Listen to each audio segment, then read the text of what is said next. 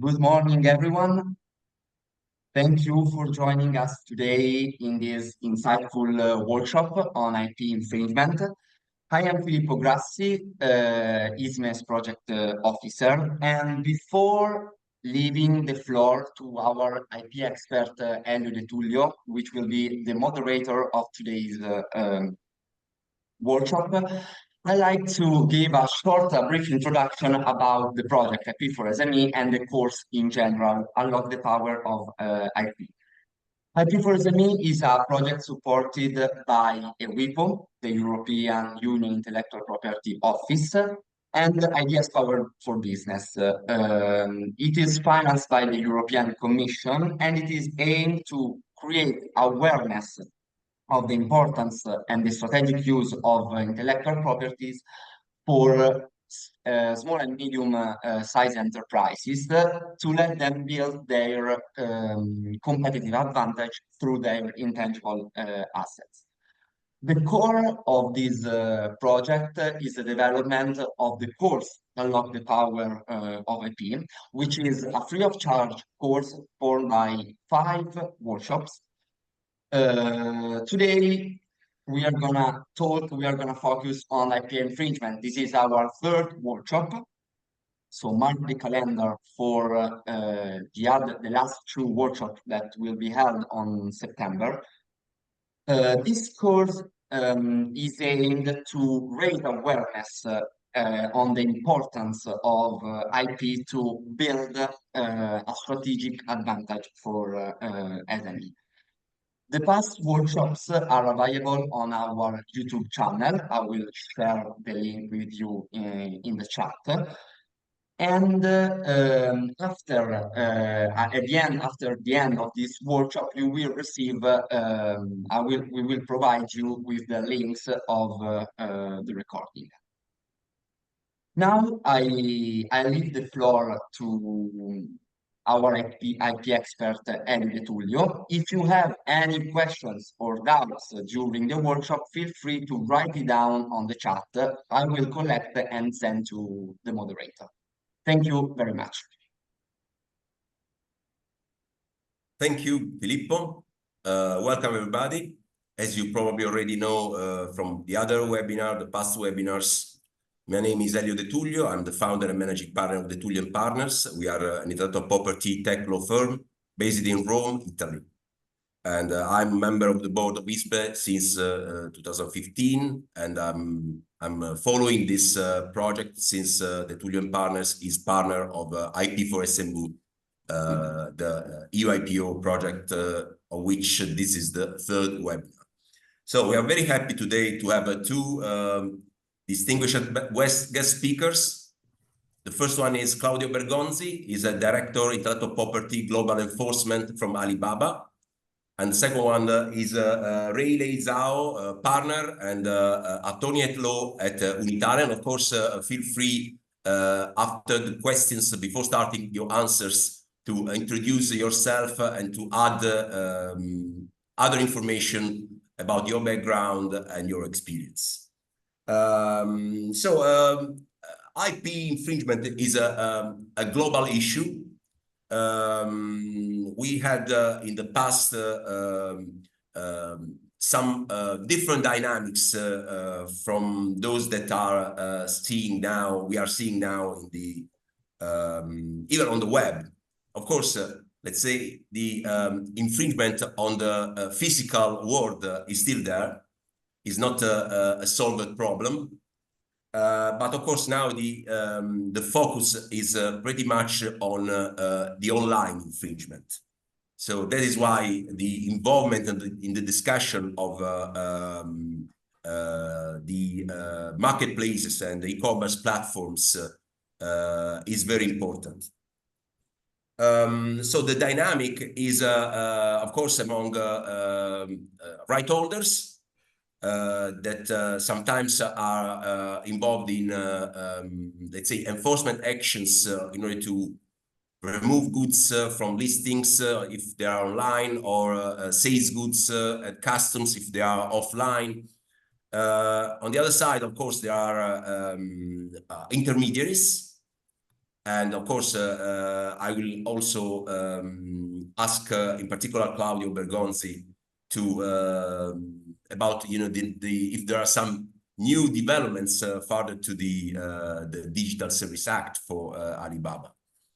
But then there are also the protection of consumers that are also relevant stakeholders.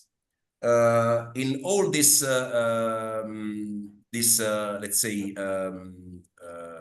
among all these players, there are also SMEs.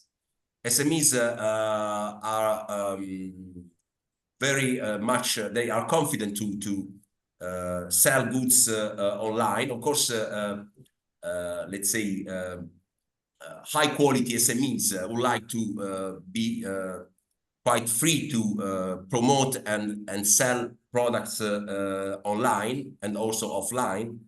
And sometimes they can find some of their IP rights infringement, and so they need to know and to plan strategies to mitigate the risks and to challenge these problems.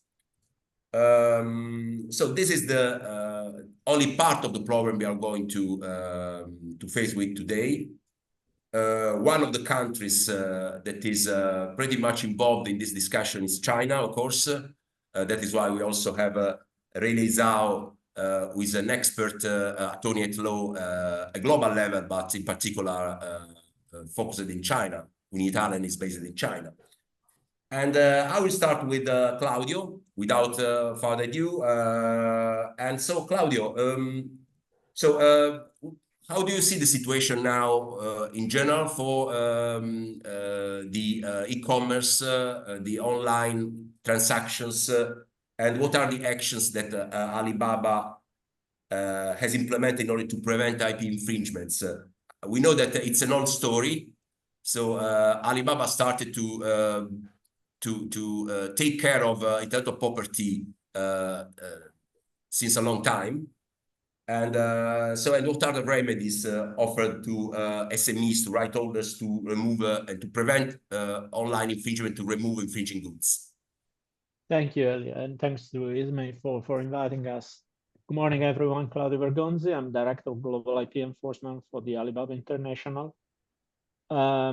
Just something about my background. I knew Elio for quite a while, since 2013 to 2021. I was director of the Italian Association Indicam, with the association to protect right holders, to support right holders into the protection of IP rights, one of the biggest in Europe. And then I shift from Indicam to Amazon. I was a leader for EU in the brand protection, and now in October 22nd, I joined Alibaba for this, my current role. So, which is the landscape? The landscape it is to, of course, see, it is a sort of cat and mice, battle we do with what we call the bad actors. So these people that is trying to use and abuse our services in order to reach out to customers with infringing product, whatever it is, the infringement for design, copyright, patents, or trademark, of course, that are the most diffused. What we have implemented, just a step back, Alibaba was established in 1999, in China, Hangzhou, where still we have our headquarters with thousands of people working there. And in 1999, the company was established, and in 2002, they started to run, the IP protection. At the very beginning, it was an email alias, and where people could send email messages in order to, highlight or report cases. Today, we have, of course, hundreds of people working in different teams and several departments, and we have a strong use of AI, where, of course, we are quite one of the most advanced companies in the world for the wide use of AI, for commercial, but also for protection. What we do to protect IP rights and to support right holders in this journey, it is to work on a sort of 4-pillar strategy. So 4 pillars means going from, the possibility and the system where right holders can let us know, as I usually say, in order to try to be very, very clear, the system we have, it is called IP, Intellectual Property Protection Platform. It is a system where the right holders can go, can register themselves, and they can upload their IP rights. This is the first moment when we are aware that the company A has registered the trademark B, for instance. Of course, all the rights or the IP rights can be uploaded. So I mean trademark, design, patent, copyright. And this is the first step, because until that moment, we don't know, we simply don't know which IP right it is belonging to which right holder. Then on the system, they can also, and this is the first pillar. So making this available to right holder, it is the first pillar. And to build an environment and a structure that is powerful in order to support and empower the right holder to protect their rights, it is the first pillar. What they can do into the platform, it is also to report the infringing listings. So the listing they think and they believe are infringing the rights, whatever it is, a copyright for an image that has been stolen by their website, or a trademark that is reproduced, or a design, a patent, and whatever, they can report this listing, and our team is processing this request within 24 hours in more or less 99% of cases. Why? Thanks to the accuracy of information, thanks to the system, thanks to the AI as well. And then we start, of course, the process. Then is a balanced process. We have to be very honest and very clear since the beginning. The process is a balanced process. I mean that everyone has their rights. So whatever it is their role, right holder or seller, everyone has their rights. And we must be balanced because we are a platform. In our business model as Alibaba, we are a pure platform. So it means that we don't sell products, we don't touch products. We create an environment where a digital environment, and we empower the digital environment in order to make it possible to the seller and to the buyer to finish the transaction. And that's our role, And so more than ever, we have to be balanced in the rights that right holder have and the sellers have in order to, discuss. And this can be done through our systems. And of course, there is a role of Alibaba in order to see whether the two parts are, sharing the right information, the correct information, they are not abusing also this possibility. And to do that, we shift to the second pillar, that are the proactive measures we implement. That is most interesting. Because on one side, we can be very fast in reactive. I mentioned that 99% of cases are processed within 24 hours when right holders are submitting us an infringing listing. However, our scope it is also to prevent bad actors to abuse our services and to upload listings where there are some infringement. How we do that? Based on the past history, based on information. This is the essential part of the history and of our journey together with the right holder. The first part, the first step, it is uploading the rights, submitting the notices against infringing listing. We learn a lot from this information, and we build up system knowledge that is based on human knowledge and machine learning and AI knowledge. All this information combined can allow us to do what we do. Just to share with you some few numbers, we have an average on our global platforms, an average of 3.5 billion active listings every day. So you can imagine the volume of information we have.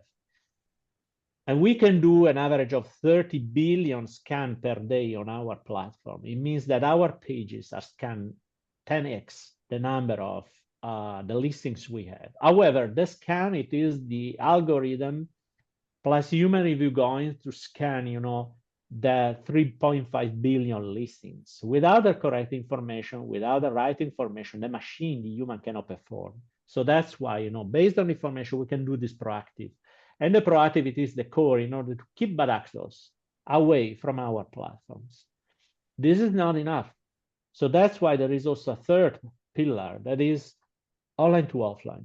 This is an essential part because we are not happy when we kick bad actor away from our platform because they can simply change the platform. They can go in another platform and they can work on another platform, try to infringe against the rights.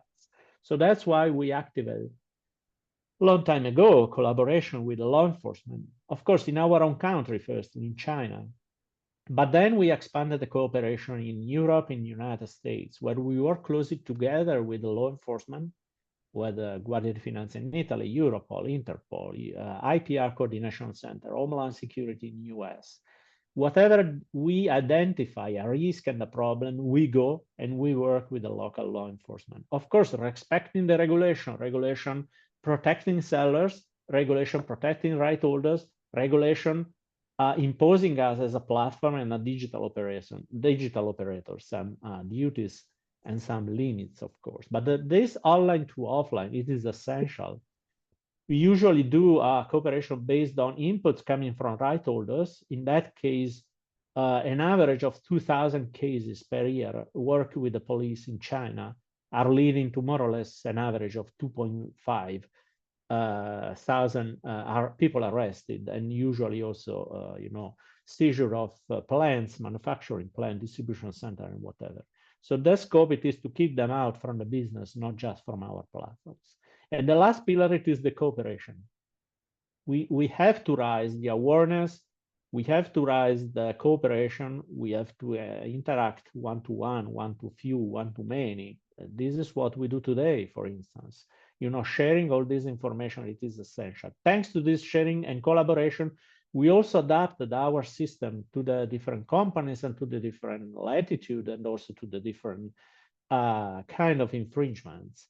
For SMEs, for instance, we have dedicated a lot of resources because maybe I will talk this later during our conversation, Elio, but try to keep in mind that Alibaba was established in 1999, as I said. One of the most famous motto of our company is to make it easy to do business everywhere. And this was specifically valid for SMEs that still today are our backbone. The backbone of our environment are and the ecosystem are SMEs. So that's why also in the IPR protection, we dedicated resources, we dedicated programs, and we tailor-made on that specific target of companies, the activities and the program and the system we do, always based on the 4 pillars I mentioned now. Claudio, and of course, my question now would be if you see differences or there are differences among the different IP rights, because of course, the most common infringement is a trademark infringement. Well, we know that there are a lot of copyright infringement that sometimes have peculiarities. Let's remember that copyrights arise independently from formalities, theoretically. But then, for enforcing IP right, for enforcing copyrights on this, let's say, these platforms, you need to prove your right in some way. But I would like also to know if you see, I don't know if you can answer this, but considering your previous experience, do you think that there are differences with the Amazon brand registry? I mean, or the similar more or less is the same? I mean, they are both let's say voluntary cooperation, let's say system in order to allow right holders to notice complaints. But I don't know if you can elaborate a little bit on that. Yeah, it's a good point. Thanks, Elio. The system are systems. I mean, the system we try to, as a platform, we try to build up our systems in order to make them quite easy to be used.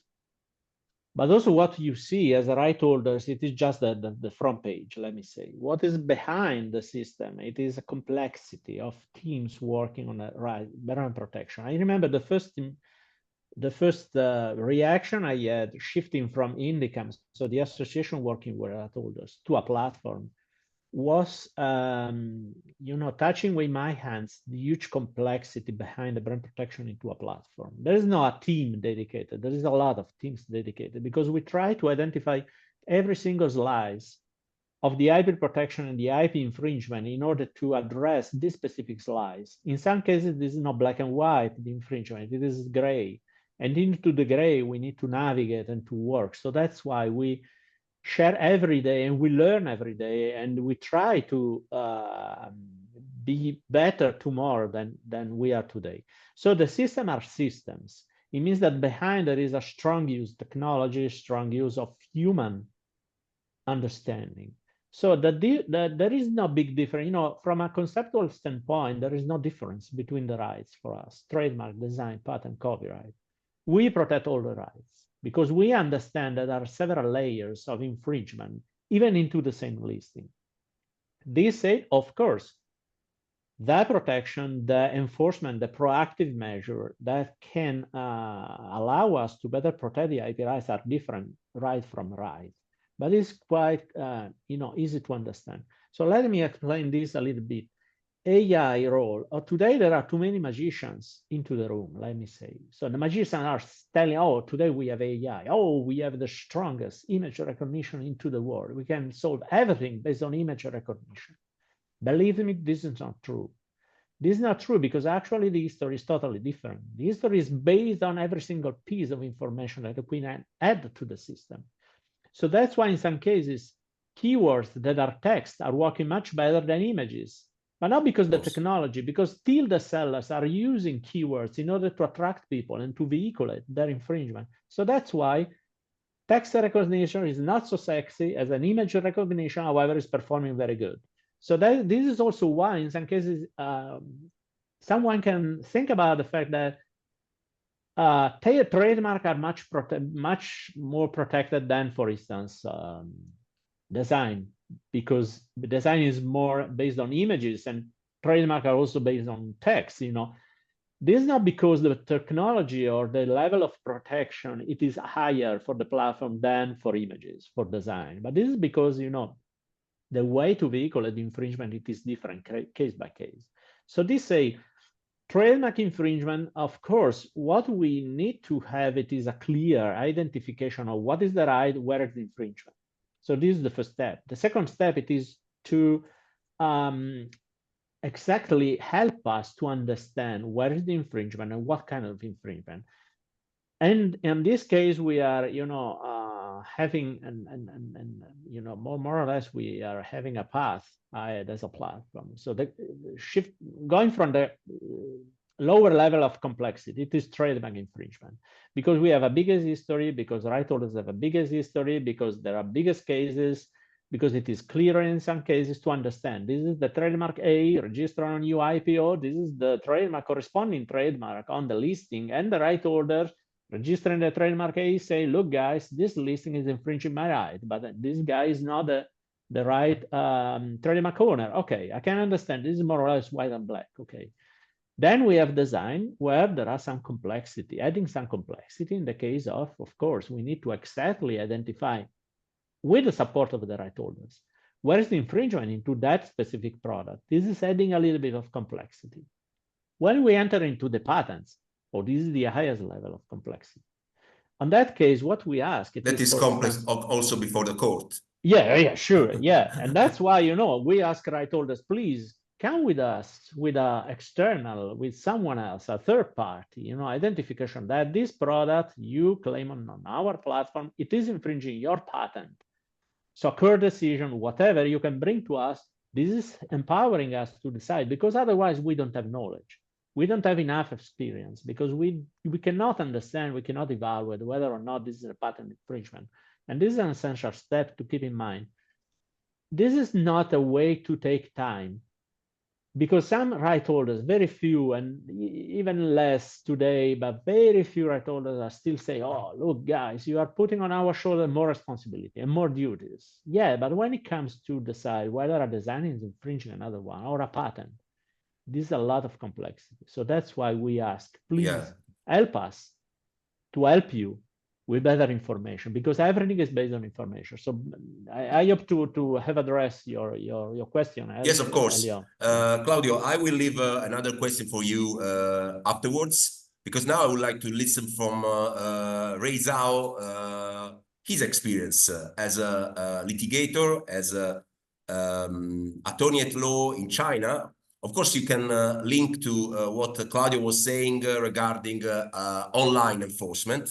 Otherwise, I would like to just know what is the perception of IP infringement in China? As you probably know, China is one of the strongest economies, but it's also perceived as a country in which the level of intellectual property protection is not high. I always say in my webinars when I represent the EU-China IPR SME helpdesk that China has a very high level legislation, considering that it has started around 30 years ago. And so if you do things well in terms of protection, you can receive a high level of protection in China. Despite my efforts, China is still perceived as a country in which there is no respect for intellectual property. So can you give us some hints on that? Okay. Thank you so much for inviting me. I think, as I said earlier, this is a really interesting topic. So before I address the question which Elio just asked, I would like to firstly introduce myself a little bit so that many of you can know more about me. So as you can see, my name is Ray Zhao. I'm the Senate partner and the trademark head of Unitalent, which is actually one of the biggest IP firm in China. So we based in Beijing. We have 23 offices in China. Altogether, right now, we have almost 2,500 people. And we are the top filer on so many different categories in China for the IP matters. So I'm also the Deputy Secretary for the Beijing Trademark Association and the Programming Council of INTA. I have been practicing IP in China more than 22 years. So I think this is a really interesting topic for me to bring some information inside of China. Talking about the anti-counterfeiting, I think it's not really a new topic. It's actually a very old topic that we have been discussing for many years. So I think when I just start to practice IP in China, that time China indeed we had very short IP history. Probably many of you have already know the first trademark law in China actually enacted only in 1982. So up to now we only have more than 40 years IP history. So compared to EU and the US, we have relatively shorter IP history. So China is catching up for the past 40 years. I think in the recent 5 to 10 years, we actually trying to amend our law even more frequently, and to some extent, we actually even a little bit ahead of US practice. For instance, back to 2019, we amend our trademark law, and we have punitive damage against the willful infringement. In the past, this punitive damage in China was triple times, but now the punitive damage can be 5 times, which is even more than Lanham Act in the United States. So from this new signal or this new change, you can see how much our government really want to protect IP. I have the feeling that through the recent case laws, we have more and more cases that our trademark office and local authorities and also different courts in China, they are all willing to provide even stronger IP protection in China to both international trademark owners and also domestic trademark owners. Because this is a right time for China to enhance IP protection. Because as you know, we have also a lot of Chinese companies who are also growing up, and they also need IP. And China also needs to create a very good legal environment to attract more investment from other countries. Without IP protection, we will not be able to attract more investment. So that's actually the strong need from the government side. And from the brand owner side, we can see now, there are more and more, very successful favorable decisions in favor of the foreign brand owners. For instance, last year, according to the official statistics, the average damages awarded by the Chinese court in favor of the trademark owners is more than 500,000 RMB. So this is the highest average record, in China. And some cases, we can even see more than 20 million damages awarded to the trademark owners. So those are all the, achievement or the progress that China has already made. But we also know that, in China, there are indeed a lot of copycats who always want to, infringe, luxury brand owners or whatever brand owners' rights.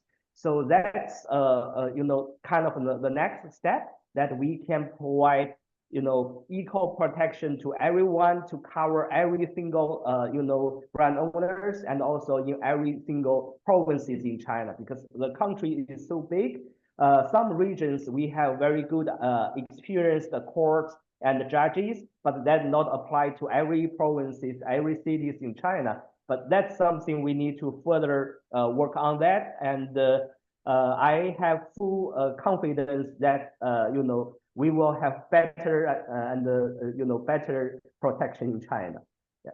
Ray, I have a question that is quite connected with this. And this is regarding SMEs. In particular. So we know that if we make a step back and we speak about IP infringement, sometimes this IP infringement in China starts with bad faith applications. So there is a right owner that let's say forgot to file the application timely when it started a business, and then when it files the application in China, its application is receives a provisional refusal due to a similar or identical trademark already filed by somebody else, a Chinese entity or a Chinese individual in China. And this was a big problem in the past. We know that the CNIPA and the Chinese government has implemented some remedies, the new legislation of 2019 as well. But still, this problem is still there, because sometimes even for online platforms, you need to upload the registration certificate. And if your trademark is has not been registered in China with the first to file system, and this is a problem. I know that Chinese population is very big. Is a huge number. But there is still, a big magnitude of this phenomenon of bad faith application. Do you think that? Well, of course, I would like to listen from you your view on this and to see if what are the next steps to reduce this problem. Okay. Bad faith application used to be the kind of the top one issue in China, because as Elio correctly mentioned, in China we indeed had a lot of gentlemen who always want to file some trademarks in bad faith. And as you probably also know, China still follow first to file, first to register doctrine, which means for any brand owners, if they need to get protection in China, they have to apply for trademark in China first in order to get protection. Otherwise, the only exception will be they can prove the prior use. So that's before 2019. However, after 2019, we amended our trademark law, and according to the new amendment, applications filed with bad faith will be rejected directly by the office. So that's why after 2019, we can see that a lot of bad faith filings actually already directly rejected by the office without even substantial examination. So that's why we can see the bad faith filing, the total number dropped down a lot.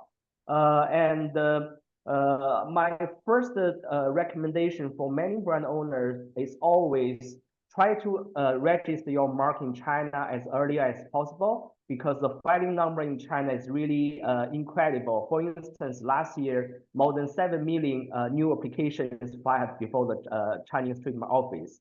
So if you file your mark 1 year later, that means there will be 7 million more prior rights. So you will have more obstacles.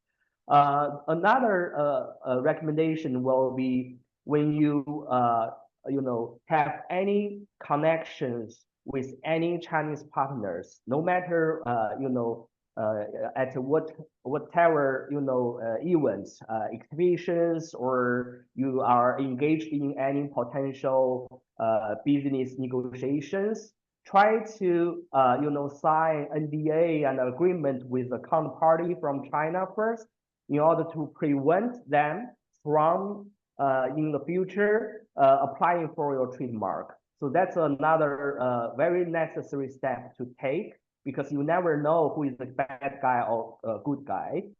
So it's better to prevent something before that happens.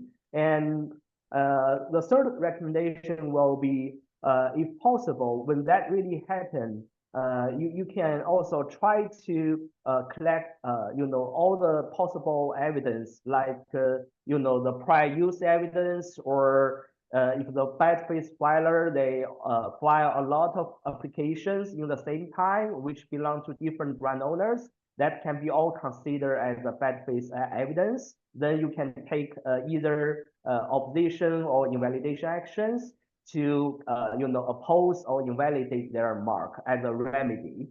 Yeah. Well, thank you very much, Ray.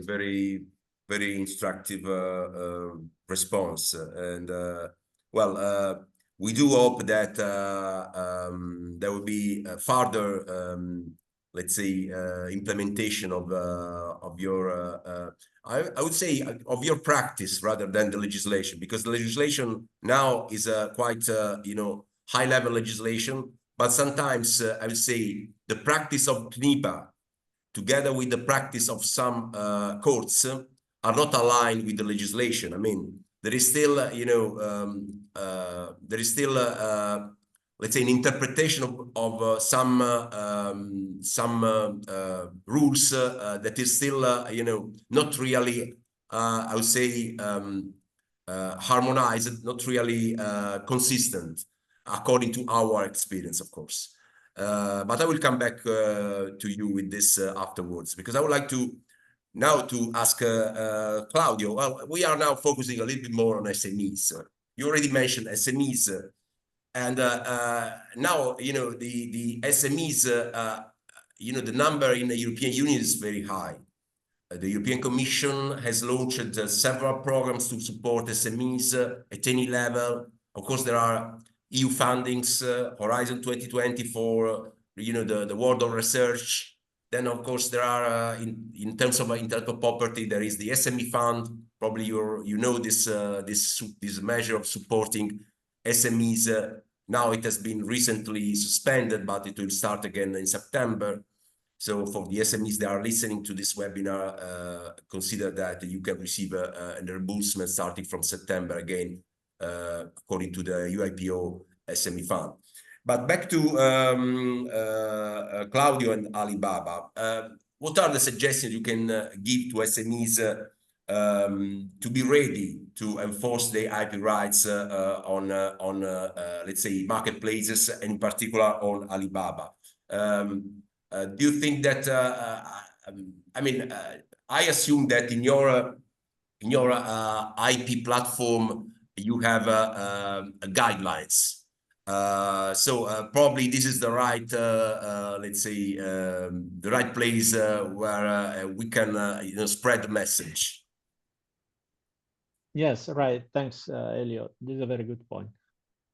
So my first suggestion to SMEs to protect their IP rights would be to have IP rights. So this is an essential step. As I mentioned, That is, sorry if I interrupt, Claudio, because you know, some SMEs are quite confused, in particular from the Amazon brand registry, because they think that let's say is another jurisdiction.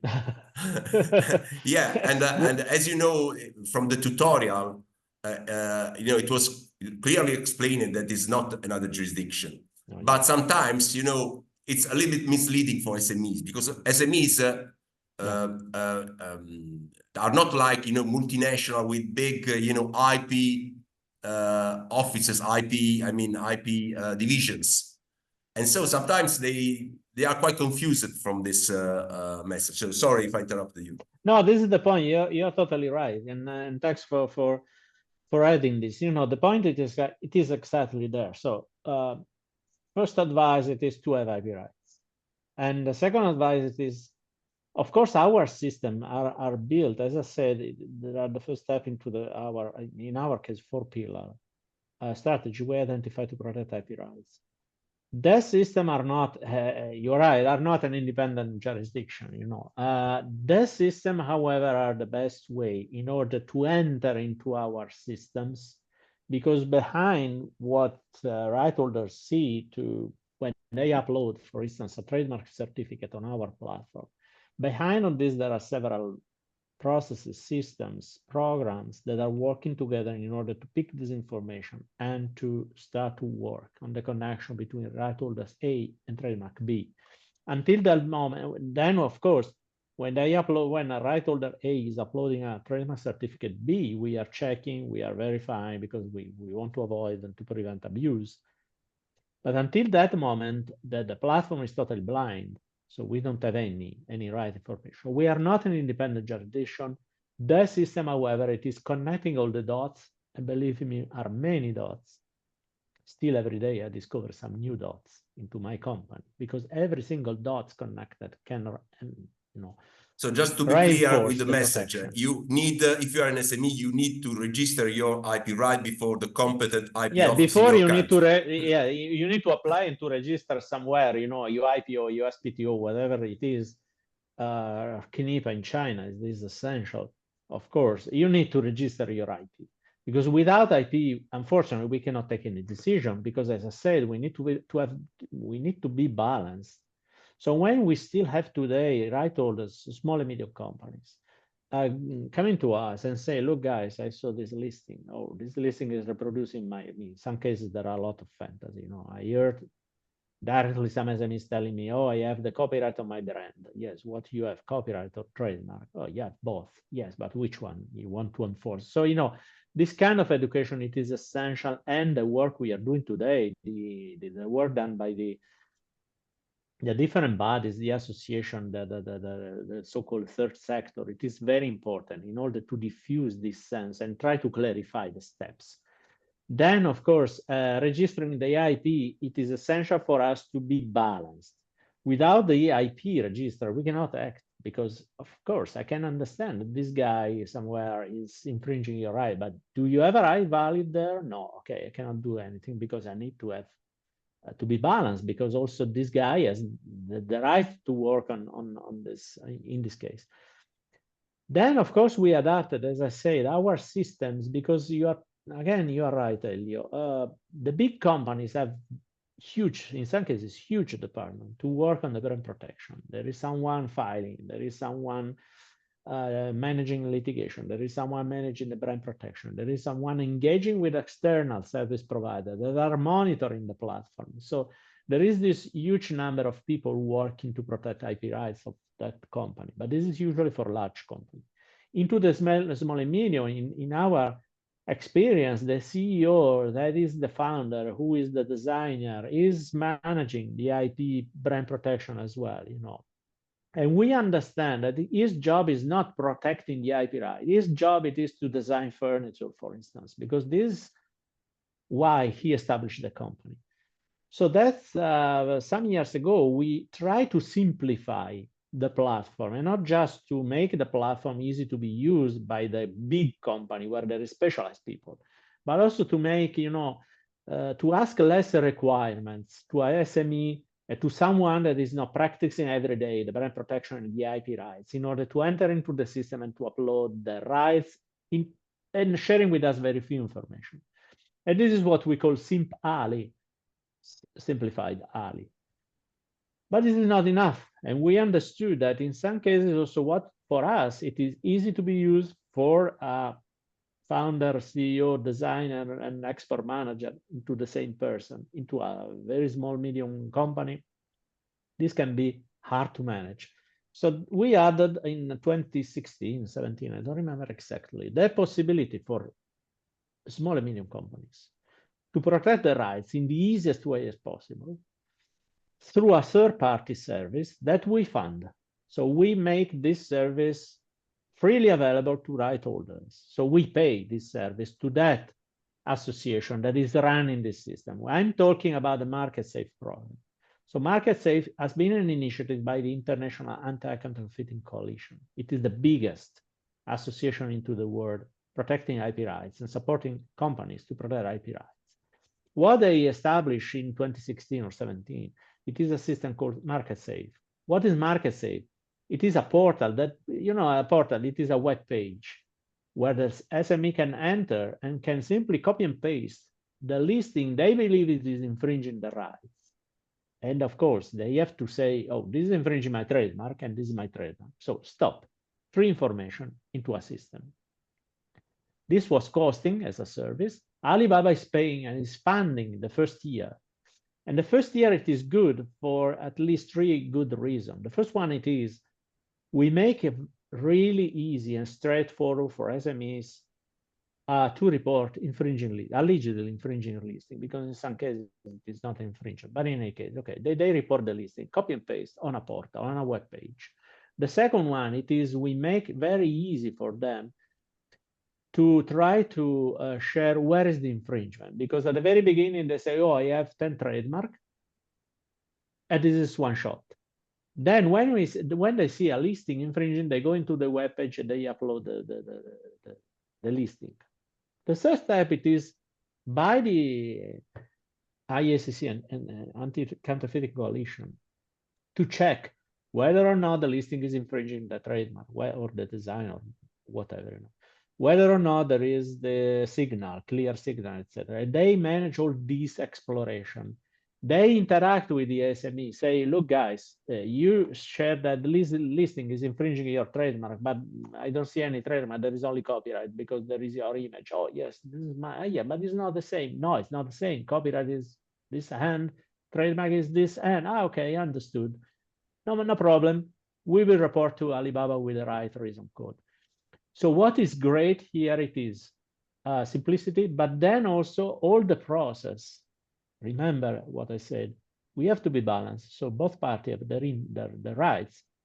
So when a listing is submitted by a holder, there is the right for the seller to appeal. And in some cases, the seller is a Chinese guy. So in the case is appealing in Chinese. So in that case, for SME, you can imagine a barrier because they cannot speak in Chinese, of course, and they translation should be accurate. It's not enough Google Translate. So in that case, this system, Market Safe, is handling all the process. IACC, the coalition, is reporting to us on our system, so they have knowledge, they don't do mistakes, the success rate is 99%. The third advantage for SMEs is in 1 year, they learn a lot. And they are coached by the IACC because they learn that copyright is this and trademark is this and, for instance. They learn how to report correctly. They learn also that in some cases they don't have IP rights, they cannot enforce. So they learn a lot, and at the end of the year, they are usually able to do 2 things. One, work on their own legs, so report on our system because they understand the logic. Or they don't have any problem because they had already few problems, and then reporting to us through the coalition, it is helping us to build, proactive measure and etc. So this is dedicated to SMEs. Let me say that the success perception feeling of this is very high because at the end of the day, we eliminate 99.9% of all the complexity that for me maybe is not complexity, but for someone else is complexity. And in that case, we skip all the complexity and we allow the CEO, founder, designer, and export manager into the same person to focus on his actual job, that is running a company and make this company successful. Thank you, Claudio. Very, very clear and interesting response. And Ray, now, I mean, from your experience, you have a lot of cases, of course, that you can tell us. But I don't know if you can refer to a specific case or you like to speak generally about your experience. What are the critical IP consideration for SMEs when starting an enforcement in China? You know, the peculiarities that you can see in your territory, and of course, if you can refer also to costs. I mean, this would be also, or even to let's say ways to receive some support for costs, like you know it happens in other countries. This could be very interesting for SMEs. So, can you tell us your experience? Okay. I think that this is also another very interesting topic, because as you all understand, China is a very big country. So when we do enforcement actions in China, the first issue is where and how, because you know, considering the big country we have, you have to sometimes start with the you know, monitoring activities first, because you have to know where you can find you know, infringement, and then you have to decide what kind of actions you can take, because in China we have a lot of different methods to enforce your IP rights. As Elio also mentioned, for online infringement, you can definitely file complaints before different e-commerce platforms. Alibaba is definitely one of that, but we have more than like 30 major e-commerce platforms. There are also other platforms like JD, you know, Pinduoduo, Redbooks, which you also need to monitor. And if you find any offline infringement, you have to decide what kind of actions you can take. As Elio also mentioned, if that's infringement found by customer, you can of course inform customer to do the seizure. But we also have a lot of local authorities in each provinces, in each cities. You can find the local authorities who also have the power to enforce your IP rights. Which is, and if I remember well, you have offices in several cities of China, if I remember well. Your firm has a lot of, yes. Yeah. Yes, we have 23. That's also another reason, because in China we have a lot of local dialogues. Like Italy, I know in Verona, people speak different dialogues.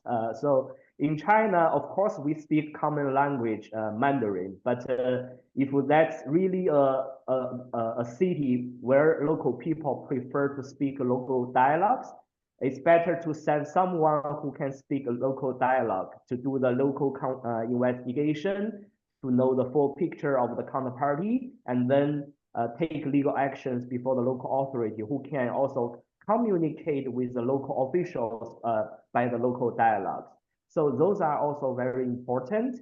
And in terms of the local authorities, we have police station. If the infringement reach to the criminal charge, you can report to the police station. If not, you can also report to the local authority. They can also impose a fine against the infringer. They can also detain all the infringing products. This procedure is cheaper and faster than litigation. But of course, for the most dangerous or the, you know, hard, let's say the most biggest, you know, infringer, it's better to bring litigation. So we have civil action. You mean civil action? Yes, litigation. Civil enforcement. Action. Yeah. And what about the yes. administrative enforcement? Is still working in China, the administrative enforcement, for instance, before, you know, during the trade fair, Is this still something quite popular and it's performing well? What is your perception?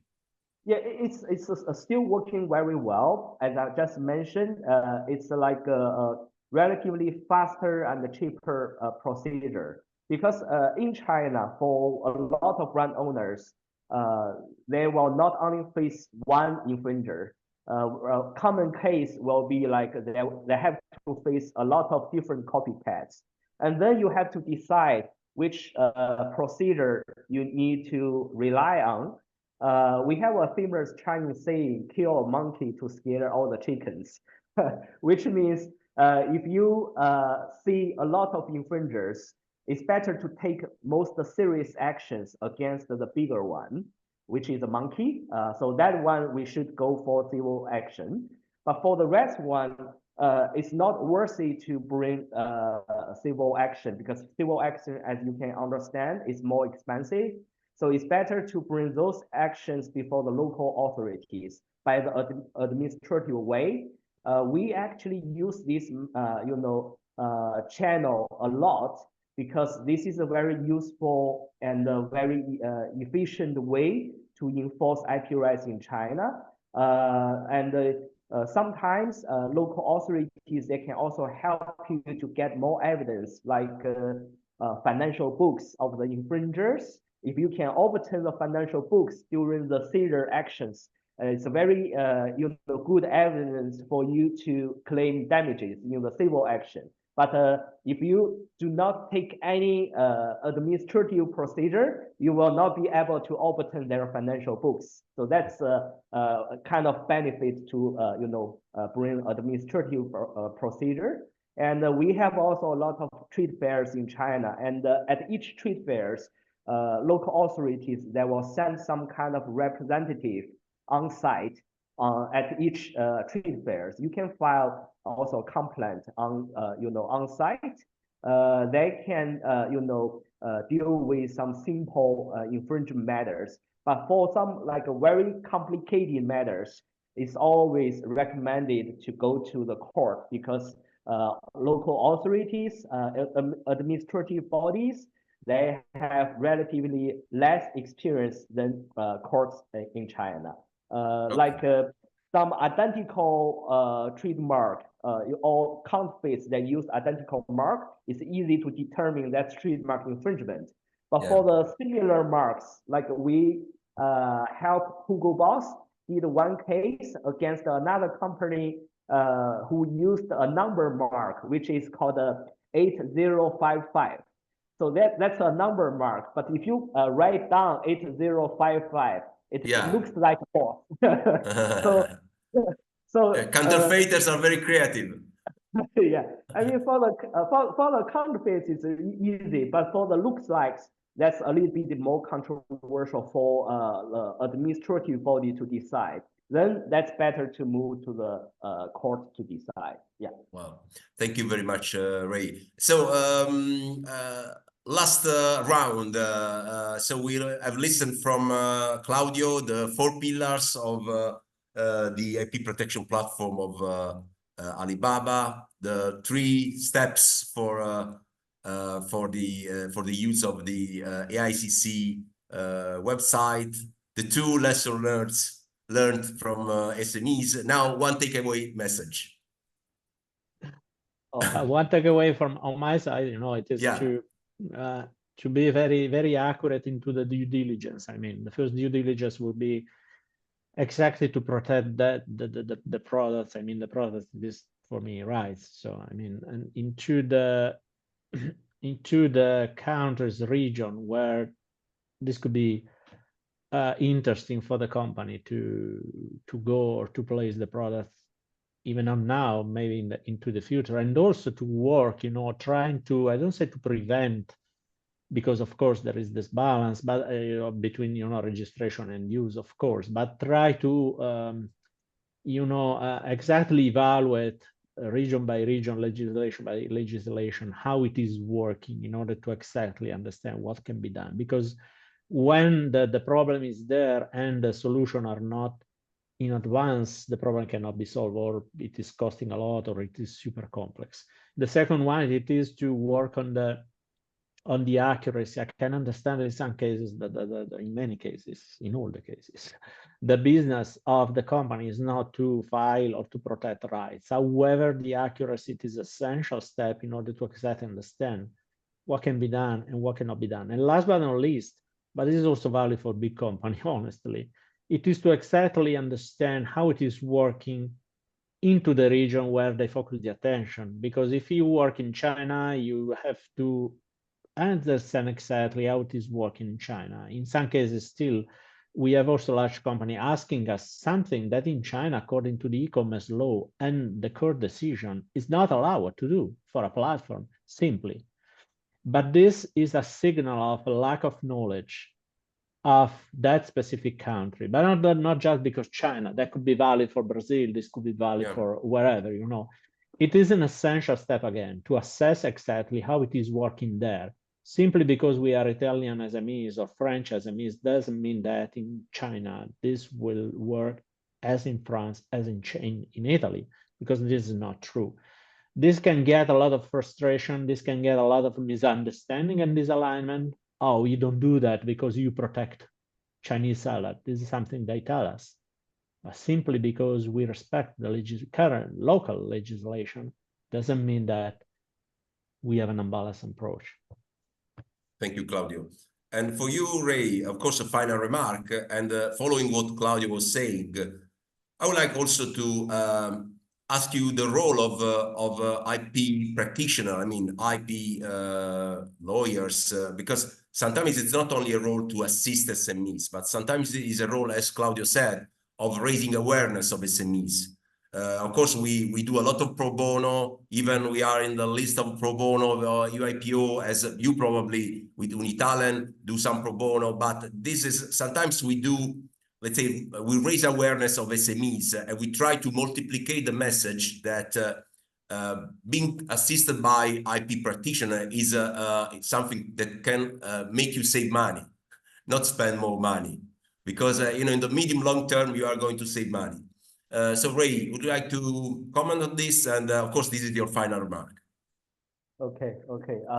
Thank you. And I think I fully agree with Claudio that, as a very famous English saying says, when you are in Rome, you have to do what Romans do, right? So when any company do business in China or related to China, you have to really be aware of all the regulations related, so that you can fully be prepared, and you will not be really, making any possible mistakes that other companies might already make. So one thing I highly recommend is, if possible, try to know some, Chinese firms, Chinese lawyers like us, so that you can save your money to know some lessons that we already know from other companies who made before, so that you can save time and you can save costs. Another thing I really want to mention in China is, now infringement in China is not the same level compared to 30 or 40 years ago. So when our government improves IP protection, all the infringers, they are also improved to the next level. So many infringers, they are also well educated. They also hire very good attorneys who can teach them how to avoid possible, legal risks. So it's very important to know that when you, as I mentioned also earlier, when you have any connection with Chinese party, make sure you sign a very good agreement with your Chinese partners, and make sure they will not infringe your IP rights in the future. Because a lot of cases that we have seen that counterparty or infringers, they were all former sort of distributor or former supplier, former partner of the brand owners. Because of the collaboration they had, they know how to make the products. So somehow, like, you can call the products made by the former distributor as a counterfeit, but somehow they are real. So we represent some cases, the products made by the counterparty. Even we invite the expert of the client, they cannot distinguish because that's the same quality of the product compared to the original product. So that's why I always mention that common case will always come from your someone who know you more. So make sure that you can have very good agreement to protect your interests in China.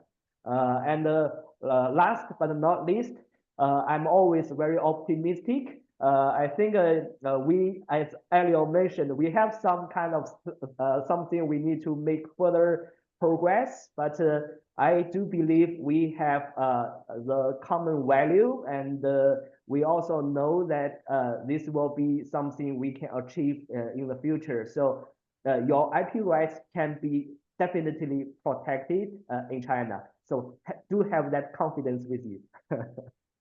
Well, thank you very much. Thank you very much for your excellent contributions. I would like to thank you, Claudio Bergonzi, Director IP Enforcement at Alibaba. Thank you, Claudio, for your insightful interventions. And Ray Zhao from Unitalent, partner and director of the trademark department of Unitalent. So Ray, thank you again. Happy to meet you here. Now you are also part of the ISME family, and we hope that we can have further opportunities to cooperate with our members and our SMEs. Thank you very much.